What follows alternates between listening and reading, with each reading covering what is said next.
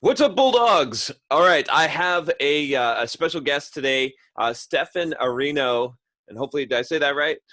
Stefan Aarnio. You got it Aarnio. close, John. Okay, I got it pretty close. Stefan is someone who I'm really excited about because I got his book, Hard Times Create Strong Men, and a couple of people recommended this to me, and it's just one of those things that's right on. I think it's really in line with the Bulldog message, with basically getting rid of this victim mindset. And so I really wanted to talk to him about what he's doing. He's also a real estate investor, very, very successful, teaching people how to invest in real estate and coaching them on real estate, and going from having $1,200 in his pocket to becoming a millionaire in a span of less than 5 years. He got award from Rich Dad Poor Dad Foundation for his achievements there. Just really, the kind of man that I think that you guys would appreciate hearing from, and has a lot of wisdom to speak to you. So welcome. Thanks for having me, John. Tell me a little bit about your background, kind of what, who is Stefan? What are you doing here? Like, what is your purpose? What's your mission right now in life? Well, that's a good question, John. I was just a kid who was 16 years old, wanting to be a rock star. Mm, And I had a rock band. I told my mom, I told my dad, I want to be a rock star. They said, well, you better go to university then, which has nothing to do with being a rock star. And I went and dropped out of the music school. I dropped out of business. I dropped out of computer science. I finished my degree with a major in English and minor in music because I took 2 poetry classes. And after school, I ended up making $10 an hour. This is in 2008 in a call center in the middle of the night, mm, selling hotel rooms to rich people who happen to own real estate, most of them. You talk to these people about what they did, a lot of them owned real estate. yep. And I realized that, my rock band started to fall apart. I had a bunch of guys who were into drugs and partying, and they weren't taking it seriously, but I was. And I burned out, and I lay on the couch for a couple months. And then next thing you know, I read this little book called Rich Dad Poor Dad, Yep. and I started saving up 70% of my income. I was making 10 grand a year as a guitar teacher, saved up 70% of that, started buying real estate seminars. And, things started to take off when I hired my first real estate coach. And I did one real estate deal my first year.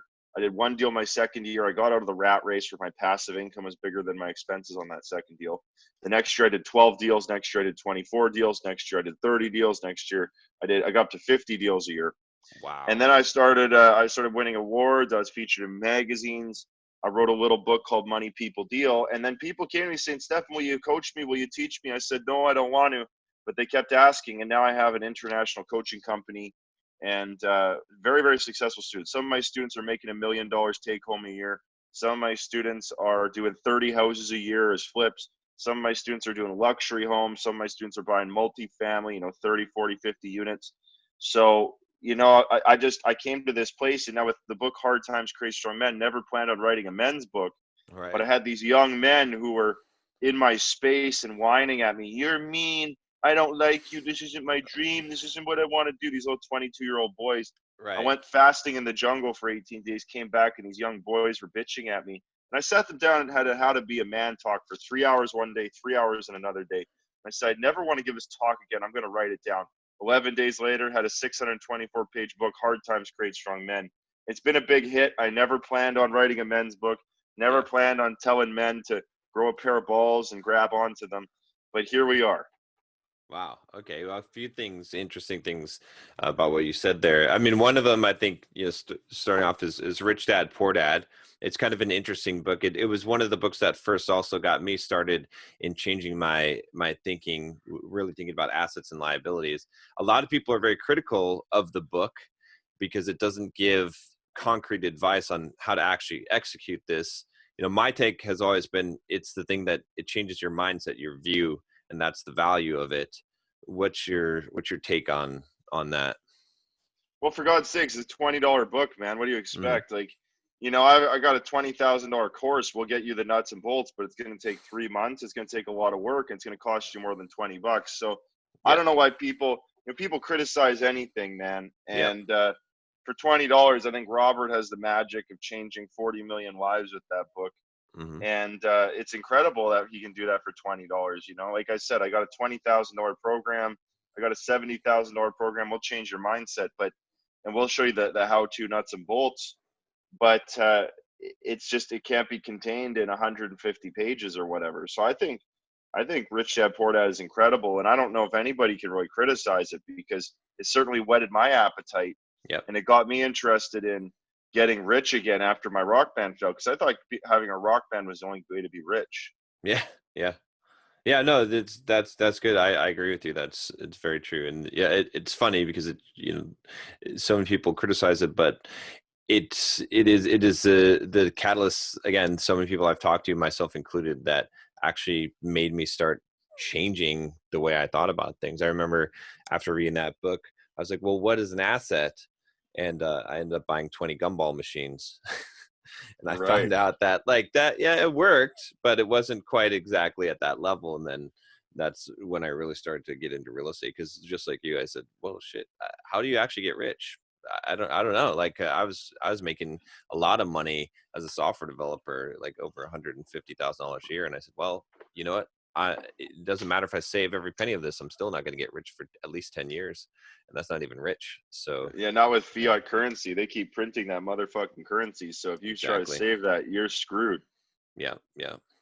And then now I thought it was also interesting that you said that you started off with and you got you bought all these seminars, and then you got a coach.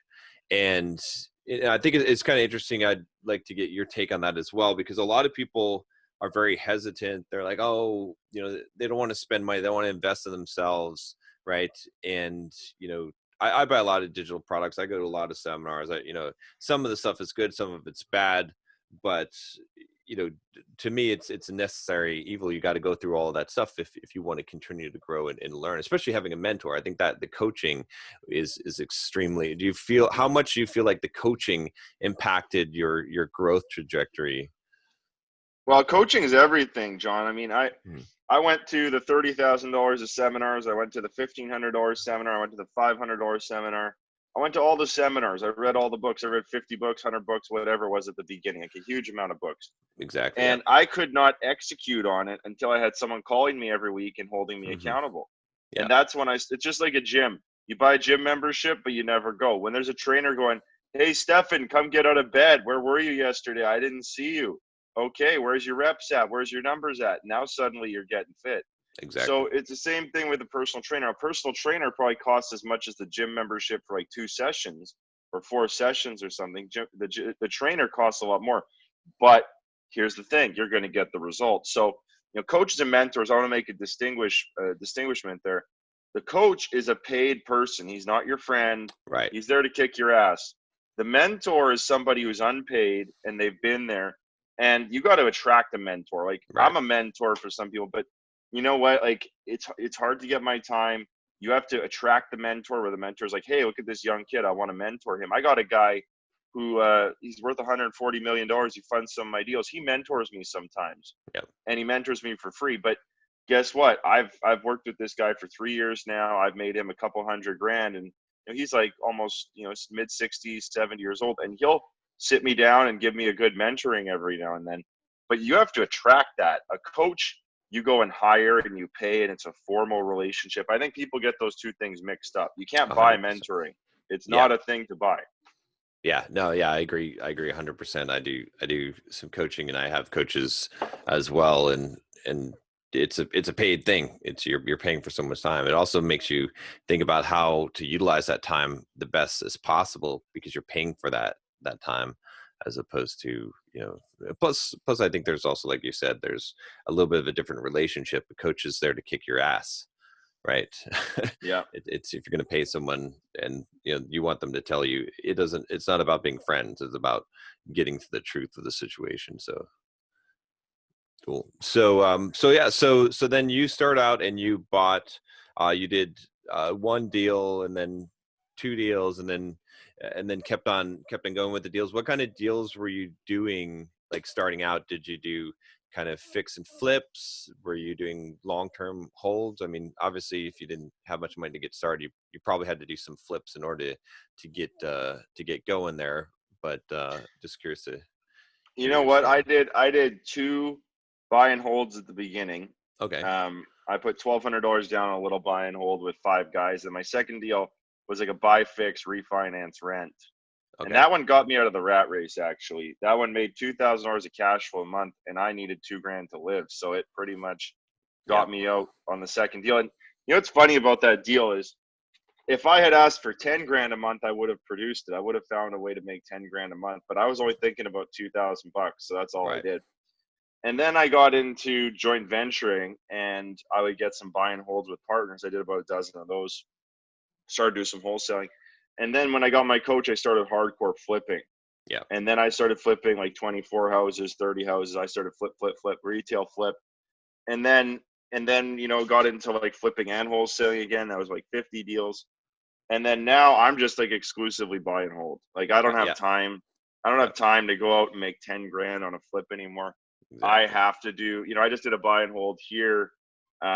In Winnipeg, average home here is about 300,000. I just did a $600,000 triplex. I just brought into my portfolio. I'm sitting in a $1 million mansion I just bought.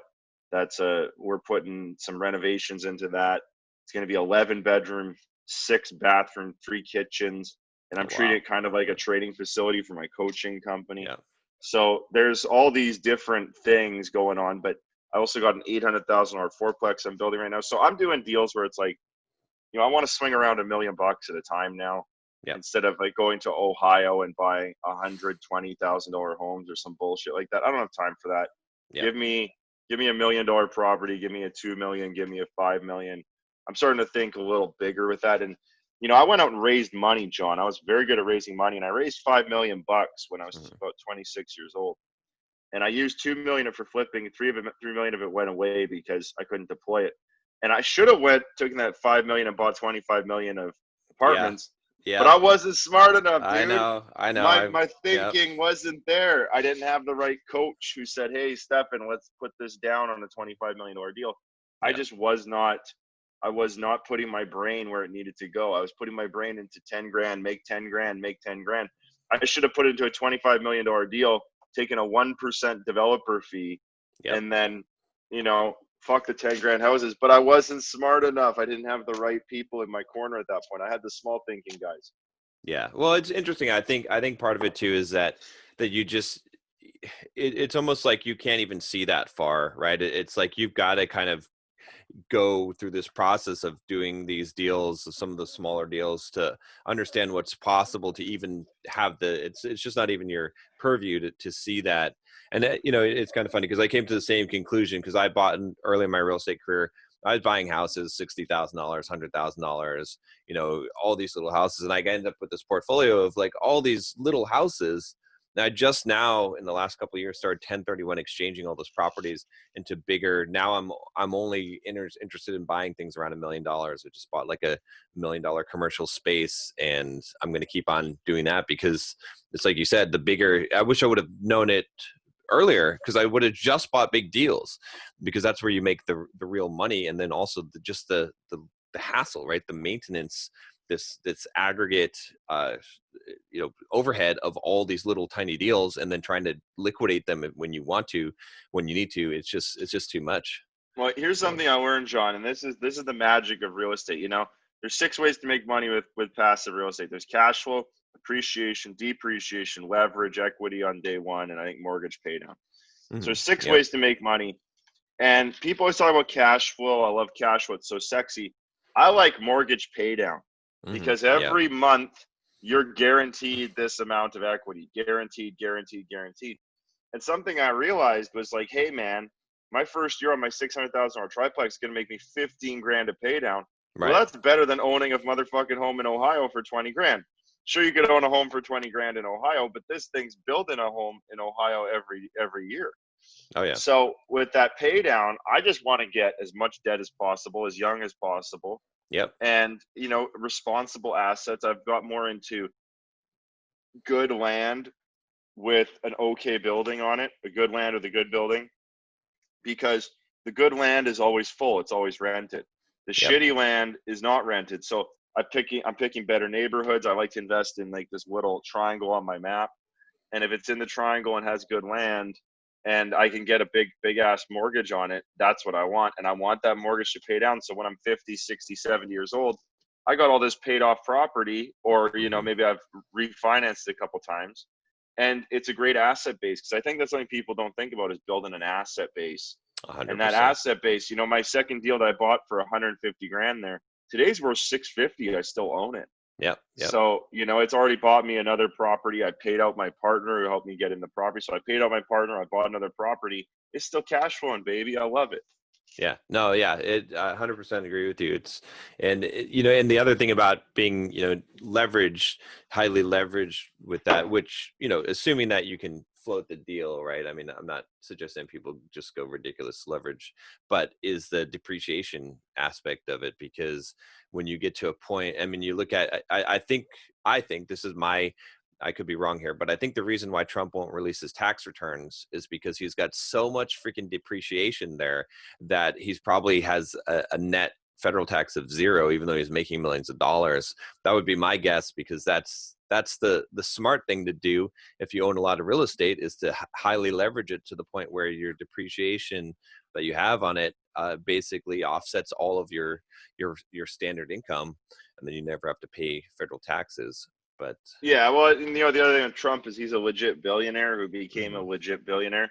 I think right, they should talk to Hillary Clinton and say, hey, Hillary, how did you become worth right. $400 million working in office? Let's look at your tax returns. Exactly. Yeah. Yeah. But yeah, so that's yeah, it's I think that's key though.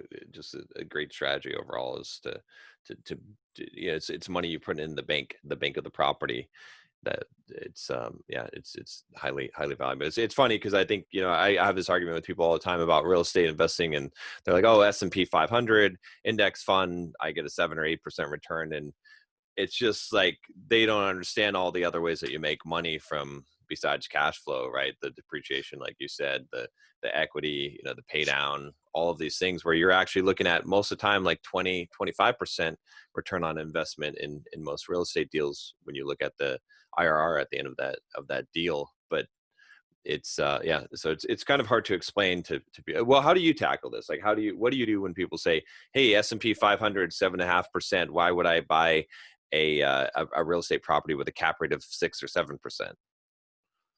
Well, you got the mortgage pay down, dude. I mean, Yeah. mortgage pay down, you got the appreciation, you got leverage, or you're investing $5 for every $1 in the S&P. Like, I don't even know how people retire if they don't have real estate. I don't know. Yeah. It Yeah. doesn't make it makes zero sense to me. Like, if you're gonna have a stock portfolio and sell some percentage or whatever, that seems retarded compared to owning something that literally pays you every month. I write books, I get book royalties now. I got a $10,000 royalty check the other day. I couldn't believe it.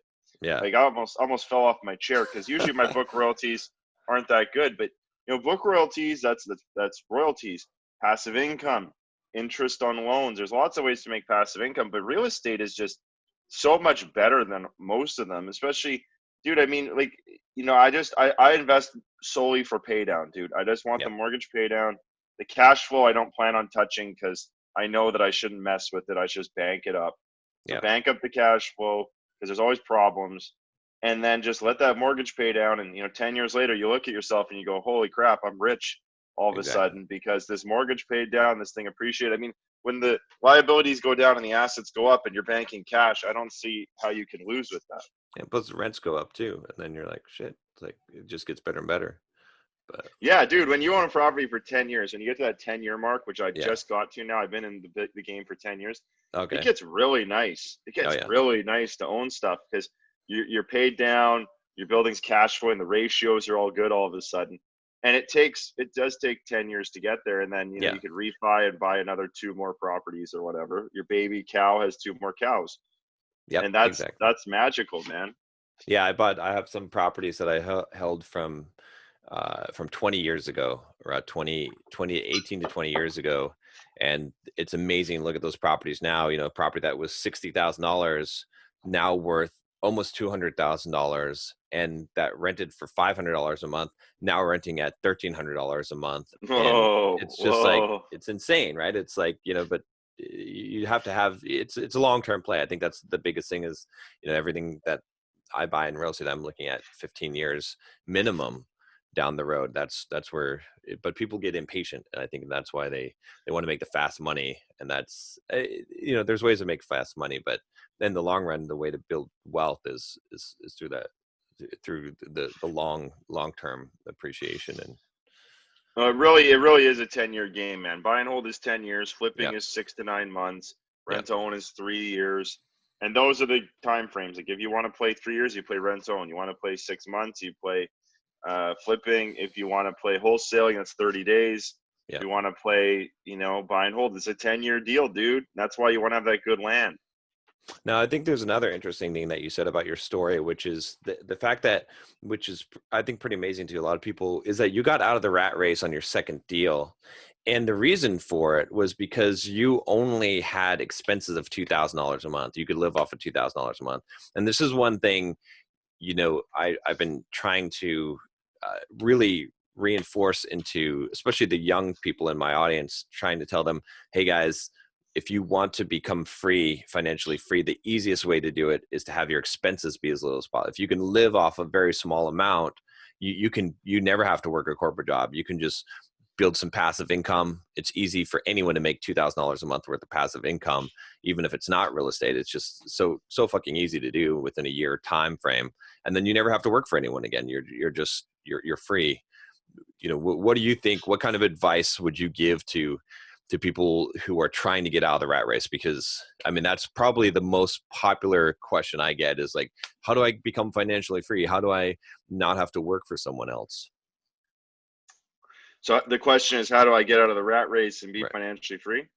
Yeah. Well, I think at the beginning, you really want to do a lot of saving and lowering of your expenses. Hmm. That's a starter thing, and that's only going to get you so far, right? Like I lowered my expenses. I was making $1,000 a month as a guitar teacher. I had $300 of expenses, 350 or something like that, and I was saving 70% of my income. So Yeah.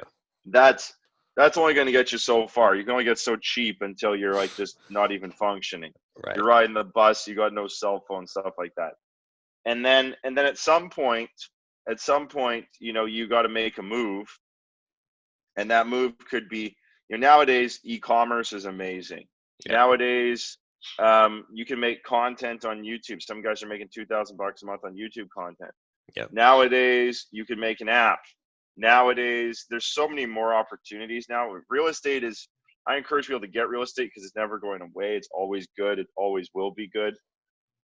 But there's so many new opportunities. Like I got a guy who does my content, Luke. The kid sold $700,000 of headphones on e-commerce within 2 years.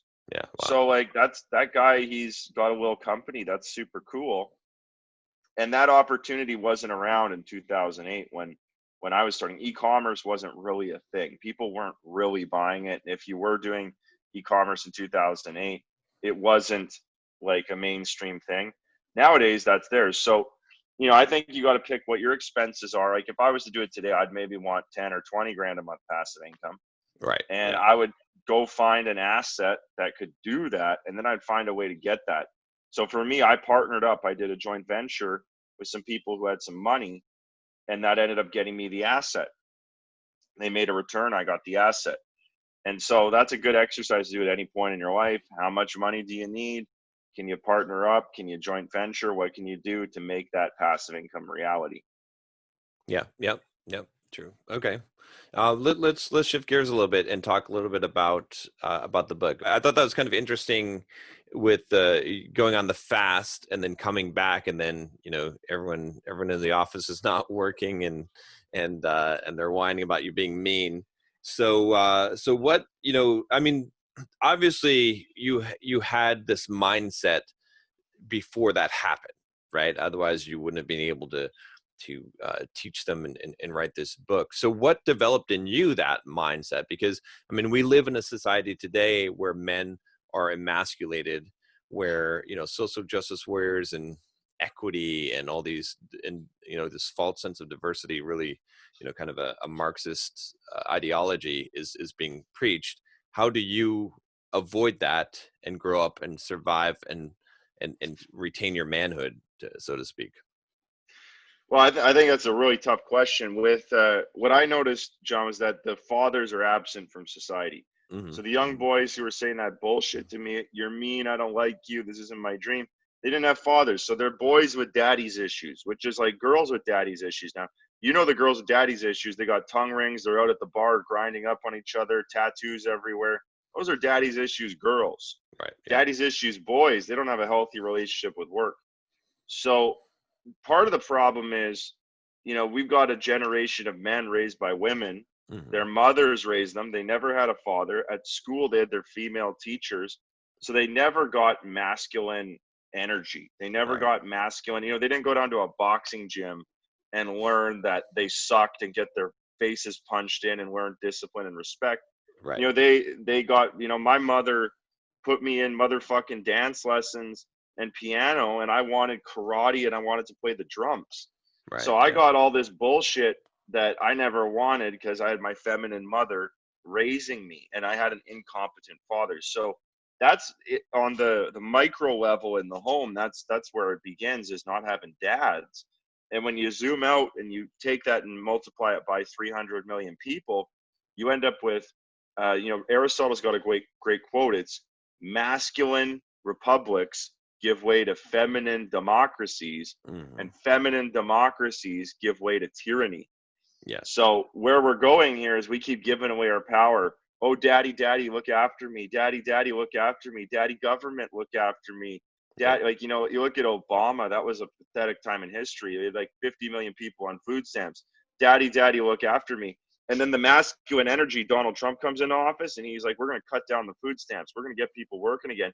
And people are resisting that masculine Hmm. energy. They're like, oh my God, Yeah. this guy's a horrible man. It's like, no, he's your dad and daddy's here to clean house. So we've got this like really unhealthy relationship with masculine energy, dude. And I never planned on making a book about masculinity. Never planned on. I got the Oracle, the Queen, the Princess, and the Whore, the sequel for women, the Hard Times for Women coming out. And I'm like, Oh, why the fuck nice. have I written 2 books on gender studies? I'm like, Right. what the fuck is wrong with me? What's wrong with the world? But this is what people need right now. They need the old 100%. school gender studies. Hey, this is how to be a woman. This is how to be a Hmm. man. This is what a man does. This is what a man did. And you got to go do that because we have no men now. The men are gone. Yep. And it's crazy because like people aren't even getting married anymore. I wrote about this in the Oracle. 3% of men can support families. Wow. 3%. Those are the guys making over 100 grand a year. What does it cost to run a family? Well, a kid's going to cost you 200 grand per kid. That's like 36 bucks a day. So if you want to be a stay-at-home mom and you're going to cook every meal and you're going to have a budget and all this, you need a guy making 100 grand. Well, that's a top 3% man. So that means 97% of the men can't support you as a mom. And that means you're going to be working unless you get the top 3%. So, we got this crazy world where there's marriages not even happening anymore because the men are too weak to support a marriage. The women are still there. They're fine. Well, being a woman is being a woman by default. They don't have to Ex- do anything. exactly. They just Exactly. get that. Men, we got to go work out. Dude, you got Yeah. some arms. You worked out for those arms. Dude, you Yeah. got some money. You worked out for that money. You didn't wake up with beautiful tits and a vagina and you were just handed womanhood. You Right. had to go work on that shit for like 10 years probably, Yeah. Men are right? made, women are born. Yeah. 100%. Yeah, dude. So, we're in this game where they're not making men anymore. And Yeah. because they're not making men, the women are becoming men. And now it's very tough for Yeah. men like me or you to find a woman that we want. And it's tough for the women to find a man who can support them because it's only this 3%. Yeah. Yeah. Very, very true.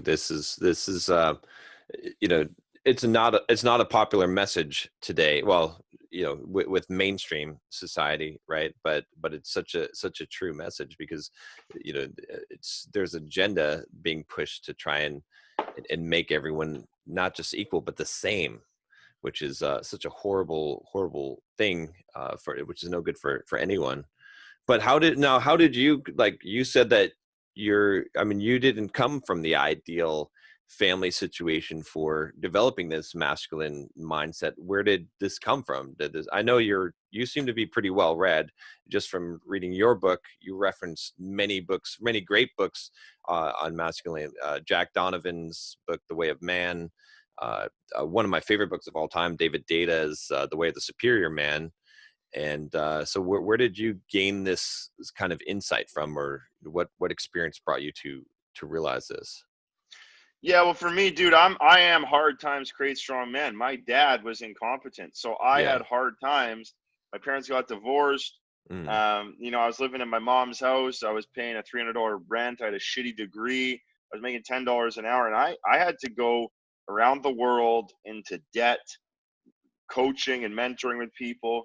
Um, I had to read everything I could grab my hands on, and I had to piece together what the fuck a man was, yeah. because Yeah. I didn't have the examples. I didn't have My dad was not a good example. My dad was an example of what not to do. So I did the opposite of what my dad did. I see. Okay. Yeah. And that was, that's I'm a hard times guy now.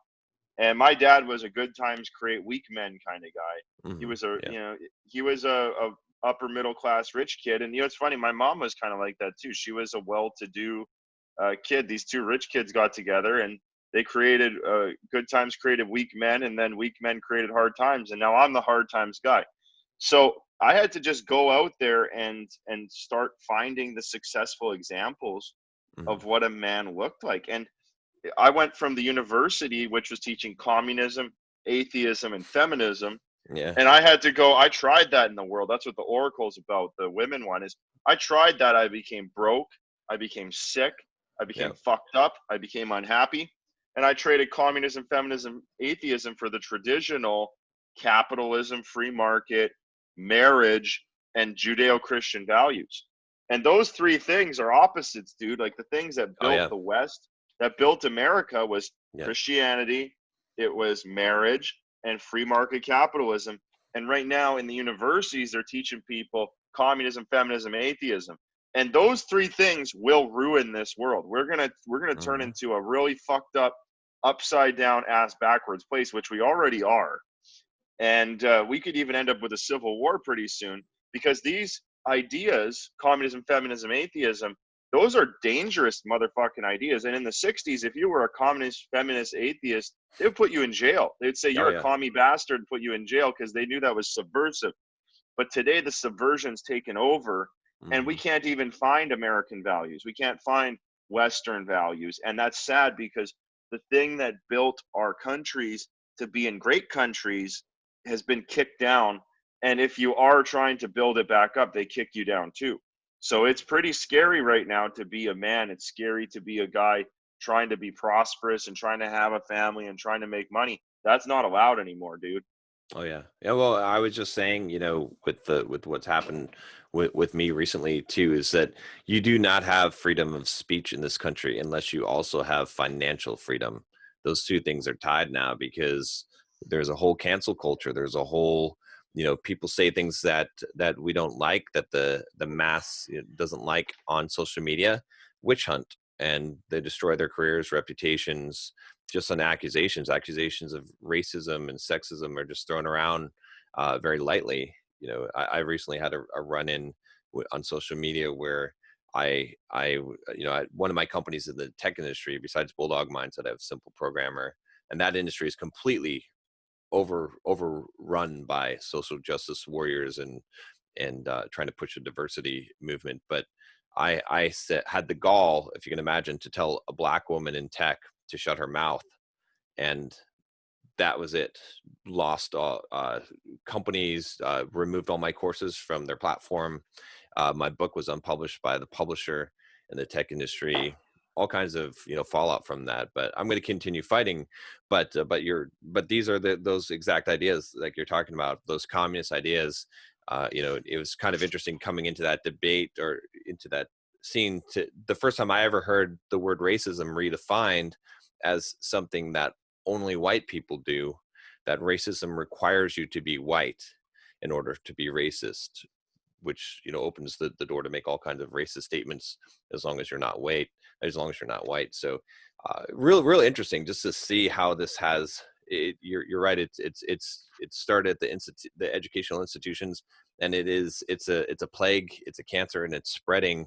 And I don't know if there's a cure for it, honestly. At this I think it takes several generations of re-education.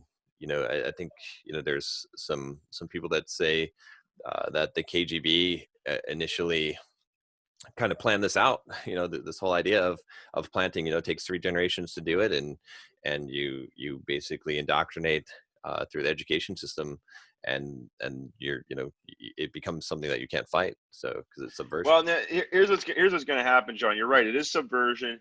It is KGB. It is 3 generations. What is going to happen though is we're going to hit hard times in Hmm. 2020. Yep. Hard times are coming, and here's what happens during hard times: the men have to become men. The Hmm. women have to become women. When survival is challenged, the genders become themselves. The men Hmm. become men. The women become women, and families will be formed. A great example is Poland. You go look at Poland, and they had the Germans come in and smash the shit out of them in World War II. And Right. then after that, they had communism for like 80 years or whatever it was, right? Some long ass time they had communism. It wasn't 80 years, it was shorter. But they had the Cold War communism. And now you go over there and they banded together around religion. They're very religious, Hmm. very Christian country. The family got together, the families banded together, the men became men, the women became women. And those basic fundamental things of families, marriages, men, women, religion is what made them survive that. And they're now a more free growing country because they went through the scourge of communism.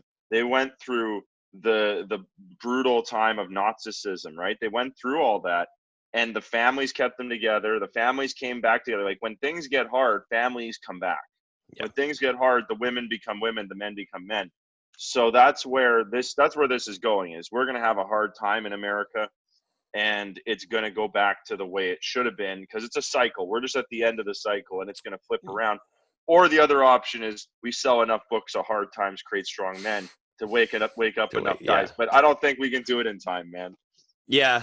That's it's I've been debating this as well. It's like uh my analogy is that I'm not trying to save the world. What I'm trying to do is I've got a spaceship that is leaving Earth, and I'm going to take as many people with me as possible. Save who you can, because I don't think we're gonna. I think it's too late. I think you're right. I think the cycle is going to happen, and it's going to be perhaps a long cycle, but at least we can awaken some men to their calling in the meantime, during these hard times that are Yeah, I coming. think So I think John, it's an individual thing. It's like you mhm. as an individual can do something. Me as an individual can do something. And when you do something on an individual level, that's why I'm writing books, because books change the world, guns Yeah. change the world. Well, guess what? I don't know if it's going to be a great idea for us to grab guns right now. It might be, but right now we got to be on the book level and passing Yeah. out books and getting guys to think different, getting guys to wake up.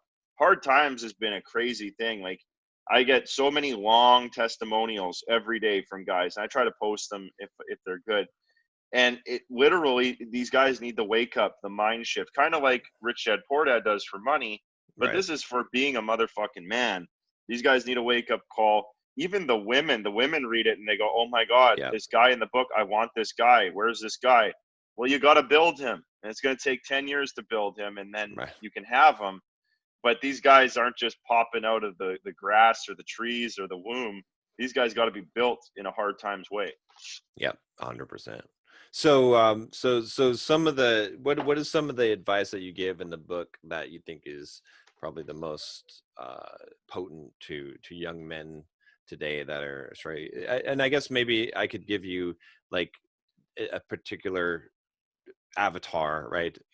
Which I've seen a lot, is the guy that he's got in his Twitter profile, his pronouns, and he says, "I'm a feminist ally." What do you tell that guy? Like, how do you convince him that it's not the thing that you think you're doing that you think is good is not the way that you should be as a man? Well, I think the biggest thing for a guy like that is you got to lead by example. And I think Hmm. men worship other men. Hmm. Masculinity is a religion, and when men see another man that they admire, they wish to become like him, and they'll ask, and they'll start reading the books. And a guy who's got Z and Zer and feminist ally and all this shit, I don't know if you can even save that guy. Yeah. But if that guy maybe is negative about masculinity in general, but if a man sees an example of another man he wants to be like, that's where there can be a lot of change. And I think the number one thing for men is a man's purpose is his work. And if a man is Yes. on purpose with his work, if he's doing his work, if he's doing well at his work, if he's sweeping the floor, great. You know, if he's a great floor sweeper or a great gas pumper or a great burger flipper, and he starts getting promoted and he starts getting, you know, in his work, in his purpose, that's where everything else is built off that. Yep. And you know, for a woman, her purpose is her family, and that's a whole nother kettle of fish where women aren't even having families now, and they got the dog, and they're unhappy with their situation. They don't know why. It's because they told them all this feminist bullshit about having a career, and they don't really have a career. They have a job, and they got this little dog they're dressing up for Halloween instead of a baby, and they're wondering why they're sad. Well, Yeah. guess what, ladies? You got to have a family. Well, this is where we got women off purpose and men off purpose, and everybody is kind of screwed up from that. So for the men, it's, dude, you got to get on your work, and you might not love your work, man, but guess what? Men have never loved their work in history. And if you love your work and if you do good at it, eventually you get the work you want to do, which is maybe doing the cool podcast, or maybe it's writing the cool books. That's because I started out putting chips on shelves. I started out teaching guitar lessons. I started out selling hotel rooms in the middle of the night. And now I'm at a point where I get to do the work I want to do Right. rather than the work that I started out with. Well, and I think that's a really good point. And one thing I think people don't even realize about that is, right, because I don't know if you've gone through the same experience in life, but I remember sitting at a desk job, and I remember thinking, oh, wouldn't it be awesome if I could just write on my blog for my actual job, or to make YouTube videos for my actual job, or interview people. And I still wake up days now, or writing a book, and it's like, I know that I'm like, I'm kind of living the dream life, but I still don't want to do the shit. Like, even though it's like the fantasy job, like, I mean, how hard is my fucking job now that I get to do all this kind of fun, cool stuff, and no one can tell me what to do? But I still don't like it. Like, I mean, some of the times I do, but I mean, it's still fucking hard work. It's still not that you want to do it every day, because I think there's this fantasy that, oh yeah, and if I can do this thing, then I'll just be happy all the time, and I'll just love my work. And while you do love your work, you also hate it. And that's just, it doesn't matter how great I mean, even I'm sure like a porn star probably is like, oh fuck, I don't really feel like going into work today, right? Yeah, dude, his dick doesn't want to get hard today, or Yeah, he's it's just, tired of getting his dick sucked for this day. And dude, it's true, man. I mean, you might love pizza, but if you try to eat pizza every day, after about 3 days, you're going to be tired of pizza, exactly. and that's the truth. Like, there is shitty days where I'm like, God damn, I hate being a real estate investor. God damn, I hate being a coach. God damn, I hate, whatever other company, my social media company I'm doing. There is days where it sucks. And Yeah. being a man is embracing those shitty days. And I got this shirt on, Respect the Grind. That's the name of my Yeah. podcast. You Yeah. got to respect that. Respect the grind. Respect the process. Respect the 10 years and the 10,000 hours, because it does mostly suck a lot of the time. Yeah. But that's what being a man's about. You're going to mostly deal with sucking. You go to the gym, your arms hurt. You go to the bank, you don't have enough money. Like, you want to go do some project, you don't have the money. You got to find some way. Like, dude, you're bumping up on the world all the time. And if you're not hurting, you're not bumping up enough. Exactly. Yep. 100% agree. So guys, make sure you check out Hard Times Create Strong Men. Definitely a book that you guys are going to want to read for sure, and share it, right? Because we want to spread this message, and leave a review on Amazon, because reviews help for sure. So Yeah. um, Yeah, they can get it at hardtimestrongmen.com. That's hardtimestrongmen.com. Would love it if you guys picked it up from me direct. I actually get the money then. If you go to Amazon, I get like $1. So it's always, if you can get it direct, cool. If not, go on yeah. Amazon. We want to make this one a bestseller, John, because then we can actually get some change for these young guys and help them get on purpose. And if you're a woman, get it for your boyfriend. Send him a message. Yeah. Tell him to stop playing video games and masturbating all day. Exactly. Nice. Yeah, you might want to I don't know. I mean, maybe this is an off interview topic, but you might want to get more people buying on Amazon, so you get the rankings up on Amazon, even though there's always that, I sell one of my books that I sell on, it's self-published, but I sell it on Amazon. I just put everything on Amazon. Even I make less money. I'm like, well, let's get the ranking up because we'll get more exposure. But anyway, Yep. just something to think Well, about. dude, I mean, hey, I win either way because Yeah. with my store, you got to pay for shipping. People hate paying for shipping. So then they go over to Amazon. So either way, man, plus Amazon undercuts the shit out of me, man. They're always messing with prices and stuff. Oh So yeah. Yeah, whether they do. whether it's Amazon or it's me, it's all good. I just, I always appreciate people buy direct, but hey, it's cool, man. Go get the book, share the word. It's on Audible too. People like listening to it because it is a pretty long book, but Yeah, it's and good. you recorded it yourself. You did a good job on that. I'm listening to audio version, so yeah. Yeah, thanks. I do the voices. I do the girl voice. I do the boy voice. I do the little bitch voice. Yeah. Yeah, I like the when you're like, oh, they're being mean. You're so mean. You're mean. Yeah. You're mean.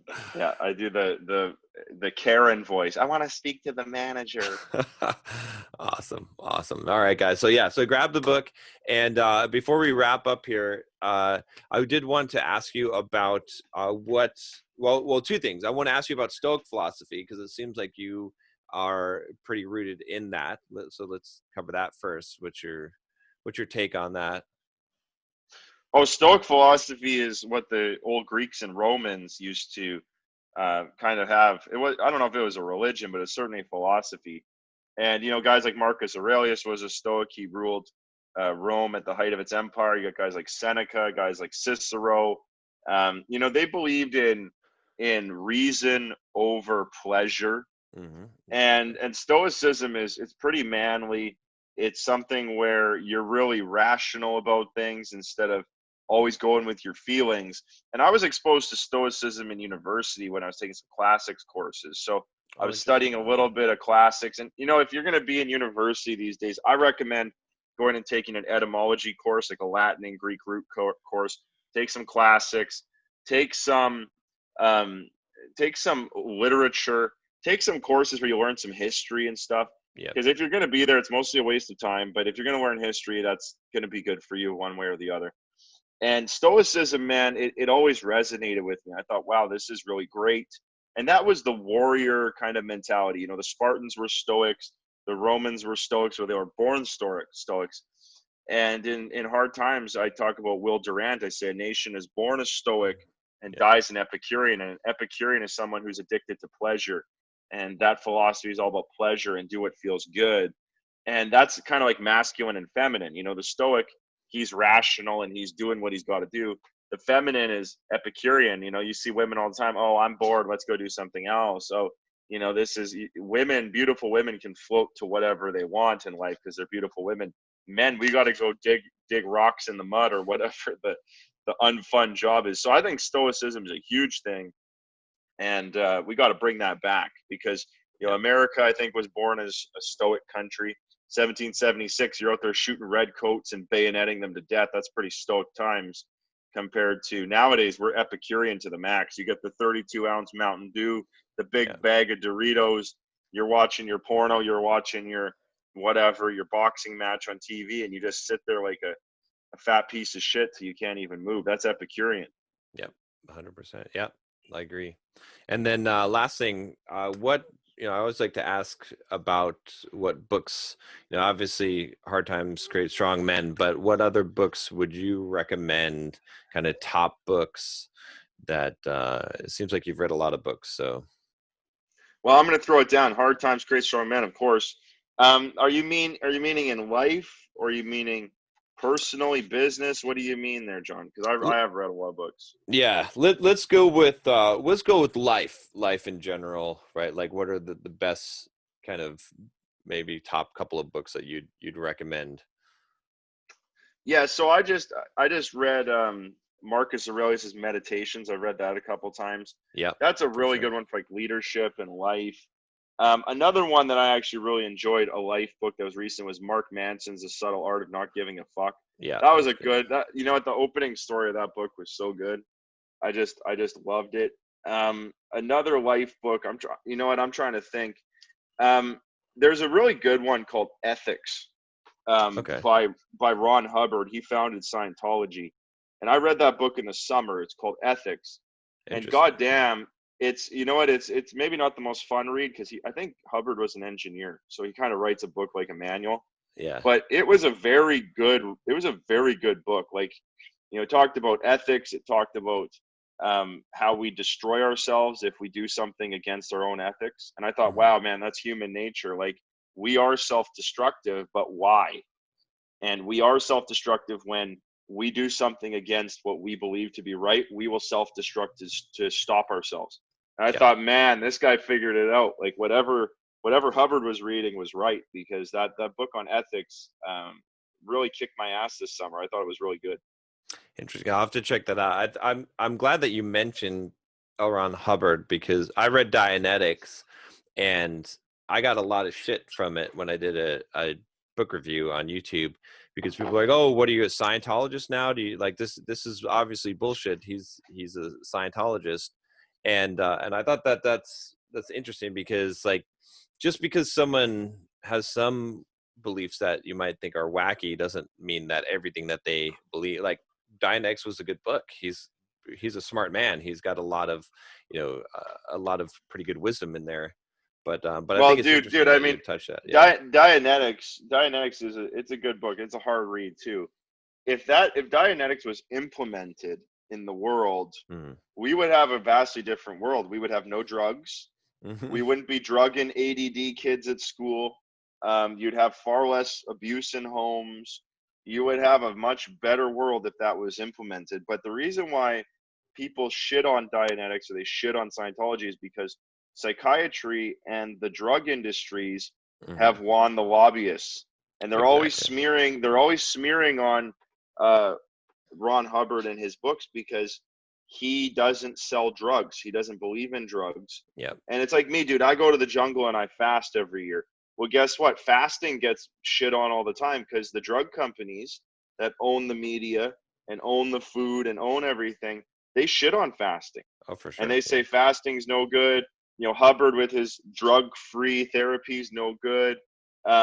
And that's unfortunately propaganda. And if people are eating up the propaganda, that's too bad for them because there's a lot of good shit. Actually, you know what? When something's banned or Hmm. when people are attacking something, that's usually means it's good and you should go check it out. That's Yep. usually a sign. Like, you know, I had cancer last year and I went to Mexico and I got these banned drugs called vitamin B17. And I said to my girlfriend at the time, I was like, yeah, I'm going to Mexico to get these banned drugs. She's like, oh, they're banned. That means they work. And it's true, man. Yeah. They do work. I beat cancer that year. You know, Wow. I Yeah. came back and from fasting and B17, cancer was gone. So, you know, like that's something to think about is if people are saying something's no good, if they're attacking it, if they're saying it's bad, you should look into it and peek into it. And my guess is probably a really good thing that people are just ruining because there's some propaganda there to keep them out of it. B17, by the way, is about $200 a year to treat cancer, and chemotherapy is 125,000 a year. Wow. Yeah. So you can do the math on that. You know, Dianetics to fix someone's mind is, I don't know, probably a couple $1,000. For somebody to go and fix their mind on psychiatry, you're going to be on drugs for life. They're going to put you on every psycho drug forever, and you'll be fucked up and never fix yourself. Exactly. Yeah. Yeah. You actually won't fix yourself. But Yeah, you're yeah. never going to be fixed, man. Yeah. So Yeah. so dude, the banned stuff. I got banned books too. I was gonna throw down a banned book, but I got a banned book here on my shelf I just read last week. One of the best books I ever read. It's banned. You can't even get it. So like, you know, if you're reading banned books or you're getting the banned this, banned that, that's the good stuff. Yeah, yeah, yeah, exactly. Okay, good. Well, yeah, I'm glad we're on the same page as that. It's interesting. I hadn't really discovered anyone else who had read L. Ron Hubbard's books and taken them seriously. And I think you should. I think that there's a lot of wisdom in there. You don't have to believe the whole of Scientology to get the benefits of what he says in the Well, books. dude, I So mean, you know, you can read Karl Marx, you can read Adolf Hitler's book, you can read anybody's book, you know. Just because exactly. you read their book doesn't mean that you are that guy. You're just reading the information, dude. I mean, what here's one thing I love is you read it and you decide for yourself. Exactly. Yeah. Right. That's 100%. that's what freedom of being a human being is. You read it, you decide for yourself. That's all you can do. Yep. 100%. Yep. All right. Well, thank you for joining me and taking time out of your busy day here, and hopefully we can get, like I said, guys, pick up the book. Hard Times Create Strong Men.